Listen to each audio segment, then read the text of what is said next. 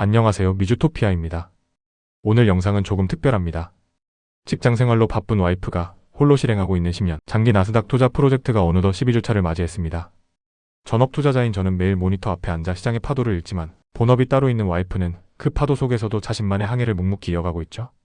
이번 주는 CPI, PPI, 스페이스X 상장, 그리고 중동 리스크까지 시장이 흔들릴 수 있는 악재들이 한꺼번에 쏟아졌습니다. 아마 직장인 투자자분들은 뉴스를 볼 때마다 지금 팔아야 하나 사야 하나 고민이 많으셨을 겁니다.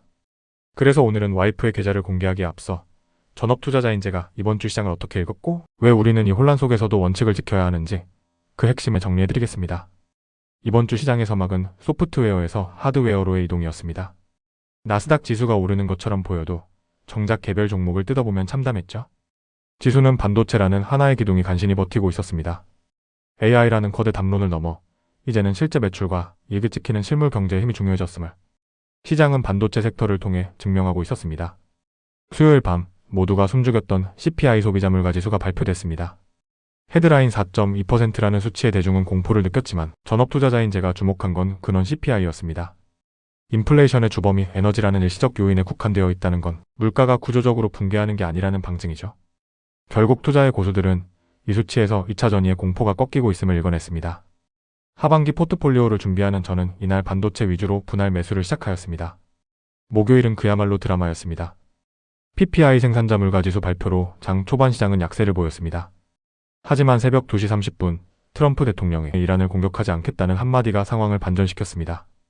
지정학적 리스크가 해소되자 유가가 급락했고 국채 금리가 안정되면서 시장은 안도 랠리를 펼쳤습니다. 금요일 드디어 많은 분이 기다리시던 스페이스X가 시장에 데뷔했습니다. 제가 이번 주 초 스페이스X 상장 시 투자에 유의하라는 영상을 올렸던 것 기억하시죠?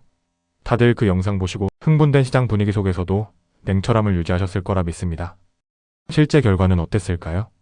그야말로 관계 어린 흥행이었습니다. 공모가 135달러로 시작해 장중 한때 31%까지 폭등했고 결국 19% 상승한 160.95달러의 거래를 마쳤습니다.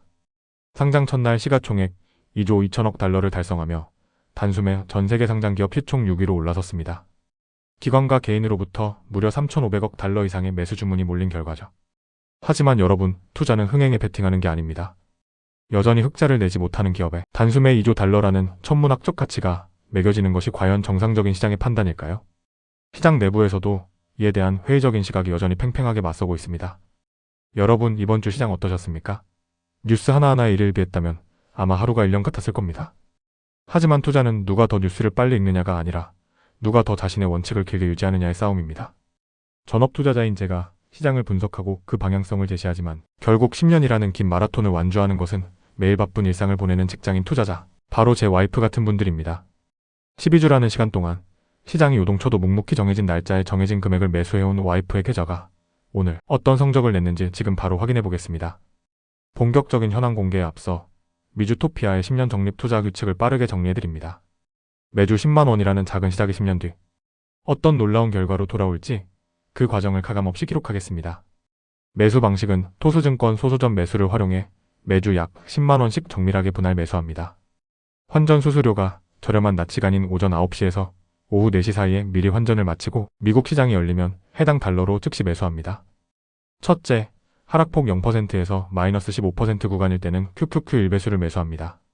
둘째, 하락폭 마이너스 15%에서 마이너스 30% 구간일 때는 QLD 2배수를 매수합니다. 셋째, 하락폭 마이너스 30% 이하 구간일 때는 TQQQ 3배수를 매수합니다. 수익 발생 시 매년 250만원만큼 수익을 실현한 후 즉시 재매수하여 해외 주식 양도소득세 기본 공제 혜택을 챙깁니다.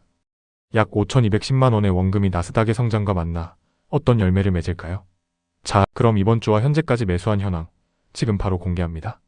이번 주 환전부터 보시죠. 6월 8일 오후 2시 30분 99,988원을 환전하여 64.95달러를 확보했습니다. 이후 6월 10일 QQQ를 매수했습니다. 구매 금액은 99,877원이었고 0.09246주를 추가로 담았습니다. 이렇게 12주차 매수를 마친 결과 총 QQQ 보유 수량은 1.19342주가 되었습니다. 현재 수익률은 11.5%이며 수익금 13만 8,007원을 포함한 총 평가 금액은 133만 770원입니다. 달러 잔액을 포함한 전체 자산은 약 134만원 수준입니다. 숫자보다 중요한 건 우리가 목표로 한 10년이라는 시간과 그 시간이 만들어낼 복리의 힘입니다. 단기적인 주가의 출렁임은 우리의 긴 여정에서 아주 작은 잔물결일 뿐입니다. 투자의 근육이 한층 더 단단해졌음을 느낍니다. 다음 주 13주차에도 변함없는 원칙과 정직한 기록으로 다시 찾아뵙겠습니다. 감사합니다.